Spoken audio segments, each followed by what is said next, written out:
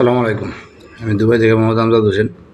যারা দুবাই টুকিটাকি YouTube channel ও Dubai টুকিটাকি বিডি পেজ থেকে দেখছেন, সকলকে জানাই আন্তরিক শুভেচ্ছা অভিনন্দন। আশা করি সকলে ভালো আছেন।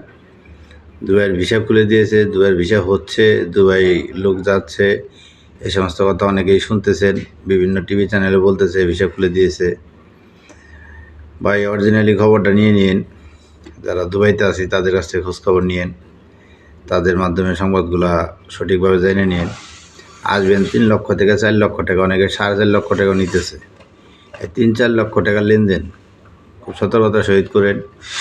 আমাদের তথ্য অনুযায়ী এখনও ভিসা শুরু হয়নি, প্রক্রিয়াধীন আছে, আলোচনা চলতেছে। তো ভিসা খুললে আগে ইনসাইডের ভিসাগুলো আগে হবে, আউটসাইডের বলতে বাংলাদেশ থেকে লোকগুলো পরে আসবে, যদিও খুলে।